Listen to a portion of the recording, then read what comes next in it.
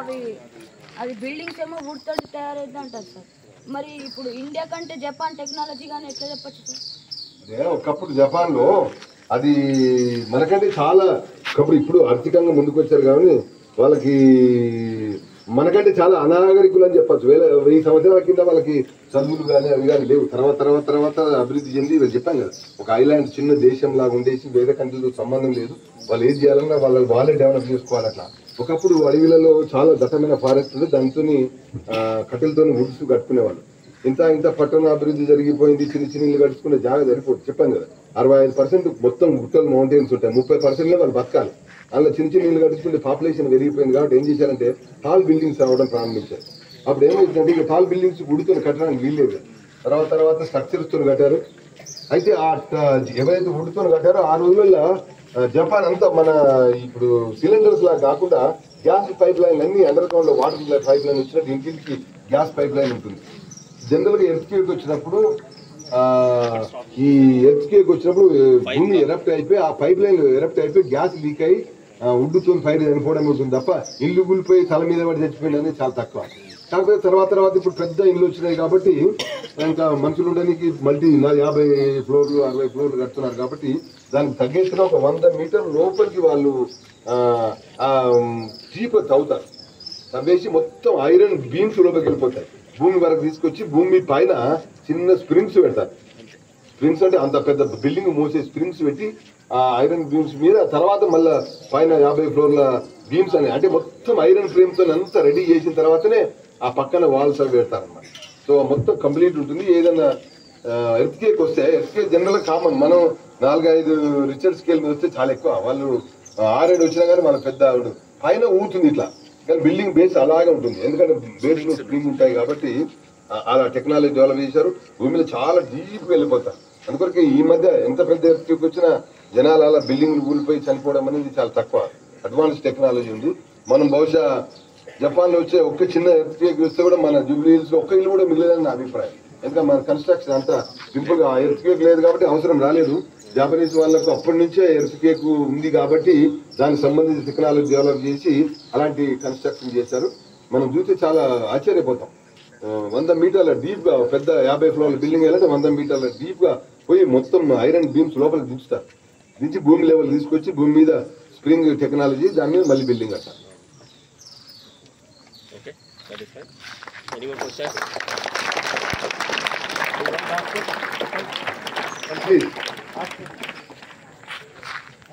Samanvi Priya ask.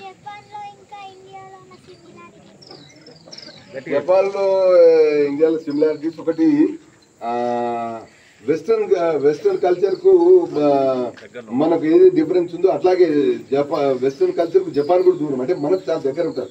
ఇంకా family అని ఒకసారి పెళ్లి చేసుకున్న తర్వాత పిల్లలు తల్లిదండ్రులు కలిసి ఉండమనే కాన్సెప్ట్ జపాన్ ఇంకా కంటిన్యూ అవుతుంది. అట్లాగే ఇంకా ట్రెడిషన్స్, టెంపుల్ కు వెళ్ళడము, అంటే మనలాగా మరీ రోజు పొద్దుస్తమానం ఇలాంటి టెంపుల్ కాదు, కానీ తప్పకుండా వాళ్ళకు కూడా భక్తి ఉంటుంది. ఉదయం లేవగానే ఇంట్లో చిన్న మూలకు దేవుడు పెట్టుకుంటారు, దేవుని మొక్కుతారు, వాళ్ళు పెడతారు. అదే వెస్టర్న్ కంట్రీలు మనం చూడలేము అవి. సో ఇంకా ఫ్యామిలీ కల్చరు, పిల్లలు పేరెంట్స్ అనేది ఇంకా ట్రెడిషన్ అక్కడ జపాన్ కూడా కంటిన్యూ అవుతుంది. సో ఈ విషయంలో మనకు చాలా వాళ్ళు దగ్గర ఉన్నారు.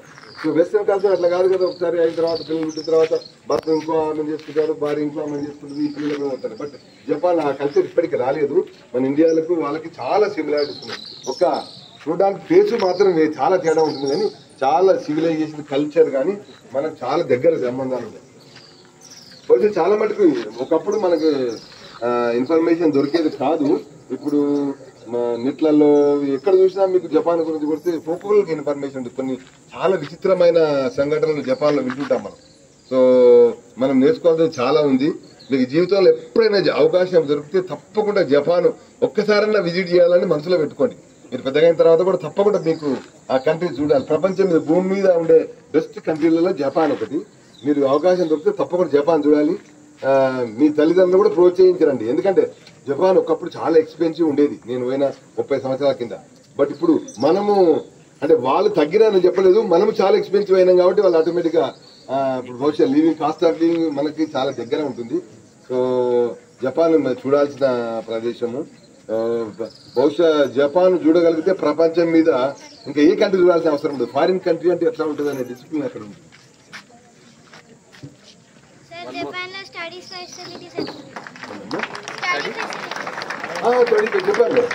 ఫెసిలిటీ అంటే ప్రైమరీ ఎడ్యుకేషన్ ఇస్ కంపల్సరీ చెప్పాను కదా. 5 సంవత్సరాలు ఒక్కరోజు తర్వాత నువ్వు స్కూల్కి పోలేకపోతే వాళ్ళు మున్సిపాలిటీ వచ్చి నేను తీసుకుపోయి పంపించకపోతే పేరెంట్స్ పని చేస్తారు. 10th క్లాస్ వరకు యూ మస్ట్ గో కంపల్సరీ పోవాలి. ఆ ప్రైమరీ స్కూల్ ఉంటుంది, మిడిల్ స్కూల్ ఉంటుంది. మళ్ళా 6+3+3 12th యూపీఎస్సీ సిస్టమ్ అనమాట. సో 12th వరకు నువ్వు గవర్నమెంట్ స్కూల్లో వాళ్ళు చెప్పిన ప్లేస్లో చదవాలి. ఆ తర్వాత ఈ యూనివర్సిటీ ఎడ్యుకేషన్ అంతా ఫ్రీ. ప్రైవేట్ ఉంటాయి, గవర్నమెంట్ స్కూల్స్ ఉంటాయి. Government national universities 7 national universities ఉన్నాయి. ప్రపంచంలో టోక్యో యూనివర్సిటీ ఫస్ట్ టాప్ 10 యూనివర్సిటీలో ఉంది. అలా చదువుకోవడం అనేది చాలా డ్రీమ్ అనమాట. సో అట్లా నేషనల్ యూనివర్సిటీ మనలాగానే ఉంటుంది. హయ్యర్ ఎడ్యుకేషన్ పోయిన తర్వాత మీ ఇష్టం ఏడైనా పోయి చదువుకోవచ్చు. సో అక్కడ కూడా ప్రైవేట్ ఉంటాయి. But primary up to 12th standard మాత్రం compulsory you must study same place same village లో మీ ఏ ఇల్లు అవుతుందో ఆ ఏరియాల స్కూల్కి వెళ్ళాలి. 100% literacy. There is no illiteracy అనేది ఉండదు. సార్, ఇండియా జపాన్ సగటు జీవిత కాలంలో చాలా వ్యత్యాసం ఉంది. అవును. దీని అక్కడ మన దగ్గర ఎట్లాంటి ఆరోగ్యంగా ఆహారపు అలవాట్లు వాళ్ళకు 2-3 ఉన్నాయి. ఒకటి చెప్పాం కదా, ఒకటి బెస్ట్ ఎగ్జాంపుల్ చెప్తాం. వాళ్ళకి జనరల్ గా ఉదయము రాత్రి బాగా పనిచేస్తారని మనం జపానీస్ పేరు విన్నాం. సో రాత్రి వరకు పనిచేస్తారు అంటే వాళ్ళు కూడా తాగడము తినడము కూడా తింటారు. కాకపోతే కొంచెం ఆ జాపనీస్ ఫుడ్ సీ ఫుడ్ ఎక్కువ ఉంటుంది. దాంట్లో ఆయిల్ తక్కువ ఉండేది ఒకటి వన్ ఆఫ్ ద కారణం. రెండోది మనలాగా రైస్ చాలా తక్కువ, అంటే రైస్ కూడా ఉంటుంది కానీ చాలా తక్కువ. ఇంకొకటి ఏంటంటే వాళ్ళకు నడిచే హ్యాబిట్. పొద్దున ఉదయం లేవగానే జనరల్గా జపాన్లో ఇంటికి వెళ్ళిన తర్వాత రాత్రి లేట్గా వెళ్ళి వాళ్ళకి భోజనాలు చేసిన తర్వాత రిలాక్స్ అయిపోయి ఉదయం 7 గంటలకే ఇంట్లోకి వెళ్ళి బయలుదేరుతారు. బయలుదేరి ఏం చేస్తారంటే ఫర్ ఎగ్జాంపుల్ జనరల్గా జపాన్లో మన దగ్గర కార్ల కంటే ఎక్కువ ట్రైన్ల మీద డిపెండ్ అవుతారు. బస్సులు తక్కువ ఉంటాయి. ఎవ్రీ మూలకి ఏ కార్నర్లో 5 నిమిషాలు పోయినా కానీ మనకి ట్రైన్ స్టేషన్ ఉంటుంది. సో చాలా మంది ట్రైన్లో ఎవరి కంపెనీ సీఈఓ అయినా ఎంత గవర్నమెంట్ ఎంప్లాయ్ అయినా ట్రైన్లో పోవాల్సిందే. వాళ్ళు ఏం చేస్తారంటే మన ఇంటి దగ్గర ట్రైన్లో ఎక్కేసి మనం ఏదో ఒక మన కంపెనీకి పోవాల్సింటే ఆ కంపెనీ స్టేషన్లో దిగే బదులు కంపెనీ కంటే ముందు స్టేషన్లో దిగుతారు. ముందు స్టేషన్లో దిగి ఆ ఒకే స్టేషన్ నడుచుకుంటూ పోతారు రోజు. ఎందుకంటే మనం ఏమో పొద్దున్న లేవగానే 4 జమ చేసుకొని వాకింగ్ పోవడానికి వరకు పోయేసి 1 గంటన్నర సేపు తిరిగేసి వెనక ముందు ఆఫీస్కి లేట్ అయినా సరే 9:30 అయినా సరే నా పని చేస్తాం. మళ్ళీ అట్లా కాదు, దాన్ని బోత్ వే ఉపయోగించుకుంటారు. ఏంటంటే ట్రైన్లో ఉదయం ఎర్లీగా బయలుదేరుతారు, పోయి ముందటి స్టేషన్లో దిగి ఆ స్టేషన్ వరకు నడుచుకుంటూ పోతారు. దానివల్ల వాళ్ళు మనీ సేవ్ చేస్తారు, ప్లస్ ఆరోగ్యం సేవ్ చేస్తారు, టైం కూడా సేవ్. ఫర్ ఎగ్జాంపుల్ నడవడం అనేది వాళ్ళకు చూశారనుకోండి, జపాన్లో బహుశా మీరు 1000 మందిలో ఒక మనిషి కూడా ఓవర్ వెయిట్ ఉండరు, చాలా లీన్గా ఉంటారు. సో 2-3 కారణాలు ఉన్నాయేమో. ఒకటి ఫుడ్ హ్యాబిట్, అట్లాగే నడిచే హ్యాబిట్ కూడా ఉంటుంది. సో 2-3 కారణాలు. ఇంకోటి జాపనీస్ టీ అని, బహుశా మనలాగా ఈ కాఫీ టీ అని పొద్దున్న సాయంత్రం తాగారు. జాపనీస్ టీ అని పొద్దున్న సాయంత్రం వరకు చిన్నగా గ్రీన్ టీ అంటారు. గ్రీన్ టీ అంటే మన గ్రీన్ టీ కాకుండా అది జాపనీస్లో ఉండే గ్రీన్ టీ వేరే ఉంటుంది. ఆ గ్రీన్ టీ ఏం లేదు, అలా ఆకులు వేసేసి అలా వేడి నీళ్ళు పోసేసి రోజు ఆ గ్రీన్ టీ తాగుతారు. గ్రీన్ టీ కూడా చాలా ఆరోగ్యానికి ఆయుర్వేద మందులాగా పనిచేస్తుంది అనేది ఒక అభిప్రాయం. అలా యాంటీ ఆక్సిడెంట్. పొద్దున్న సాయంత్రం వరకు 10 సార్లు తాగినా బాధలేదు. మనమేమో షుగర్ లేకుండా తాగలేము. 4 సార్లు టీ తాగితే ఆ షుగరే ఆల్మోస్ట్ మన బాడీ పెంచడానికి కారణం. అందుకే జాపనీస్ వాళ్ళు షుగర్ అంటే ఒక పాయిజన్ తిన్నంత ఫీల్ అవుతారు. జపాన్లో స్వీట్ అనేది లేదు, మీరు గుర్తుంచుకోండి. జపాన్లో స్వీట్ అనే కాన్సెప్ట్ లేదు, స్వీట్ అనే పదమే లేదు. వాళ్ళు కాఫీలో కూడా షుగర్ వేసుకోరు, షుగర్లో టీలో కూడా వేసుకోరు. స్వీట్స్ అనేది మనం పండగ రాగానే స్వీట్స్ లాగిస్తాం. జపాన్లో స్వీట్స్ అనే పదమే వాడరు. సో ఇవన్నీ కారణాలు.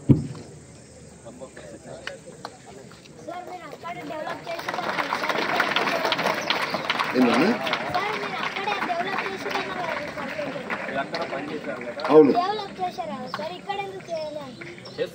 చేస్తున్నాను కదా. ఇప్పుడు నేను అక్కడ నేను చేసే ఆ అడ్వాన్స్ రిసీట్ అప్పుడు ఇప్పుడు కూడా లేదు చెప్పాను కదా. సో అప్పుడు అవకాశాలు లేవు మనకు.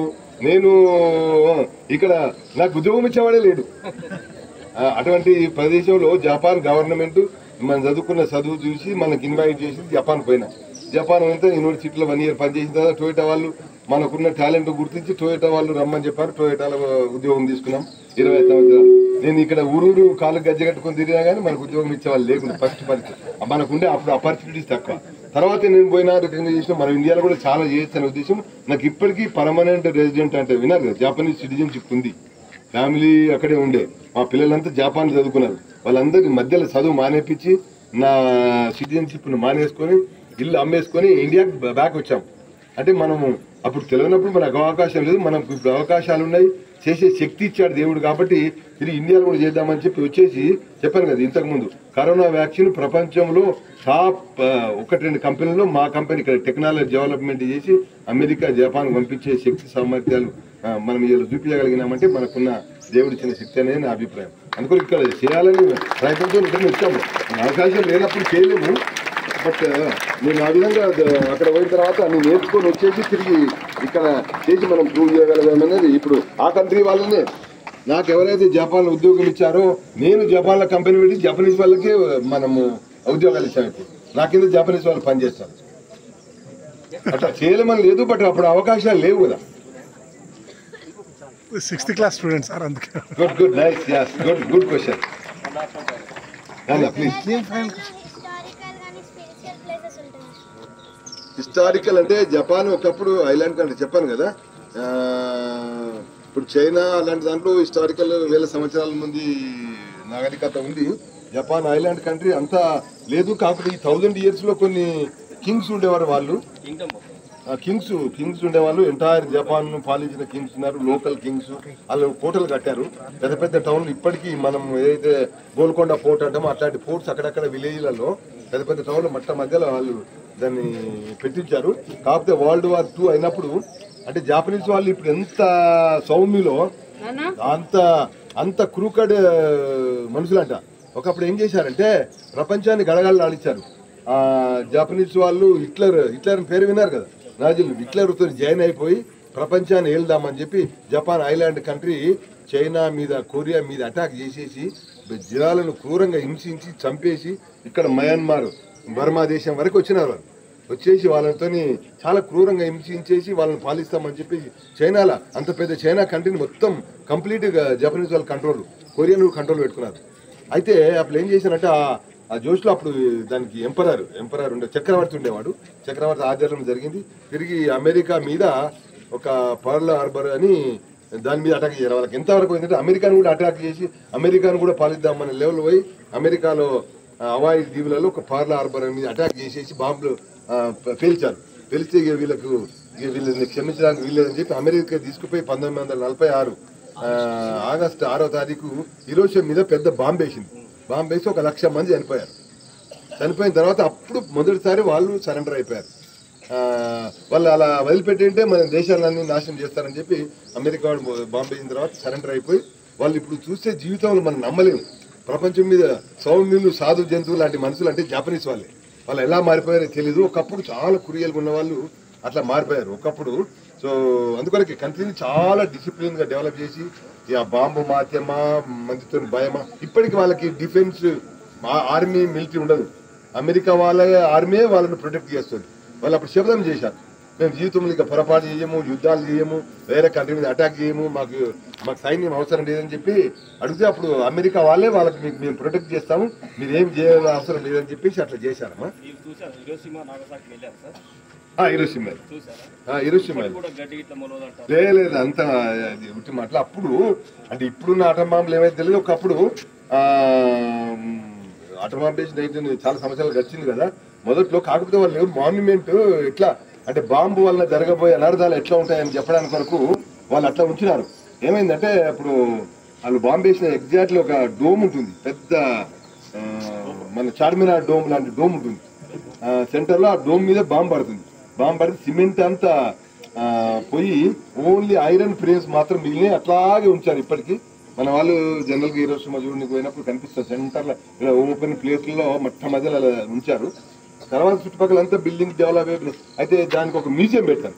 మ్యూజియం పెట్టిన తర్వాత బాంబు పడిన తర్వాత కొన్ని 1000 డిగ్రీల టెంపరేచర్ వచ్చేసి మనుషులు ఇమ్మీడియట్లీ సరిపోక ఈ ఏళ్ళు కరిగిపోయి ఎంతికలని ఇట్లా కరిగిపోయి ఎట్లా మనుషులు బాంబు పడ్డ 5 నిమిషాల లోపల మనుషులు ఎట్లున్నారనేది కొన్ని విగ్రహాలు మైనం అట్లా బొమ్మలు చేసి పెట్టారు. అది చూస్తుంటే మనం అసలు కళ్ళకి నీళ్ళు కారుతాయి. అట్లా మనుషులు ఇట్లా కరిగిపోతారు అన్నమాట.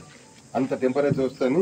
అంటే అది జనరల్గా ప్రపంచానికి బాంబు వల్ల అనర్థం ఎట్లుంటుందని చూపించడానికి కొరకు వాళ్ళు ఒక మ్యూజియం అట్లా ఉంచారు. ఇప్పటికీ ప్రపంచం అంతా పోతుంది. అలా ఎవ్రీ ఇయర్ ఆగస్టు 6వ తారీఖు రోజు పీస్ మీటింగ్ అని ప్రపంచంలో చాలా మంది అని ఆ మైదానంలో పీస్ మీటింగ్ పెడతారు. చాలా ధన్యవాదాలు.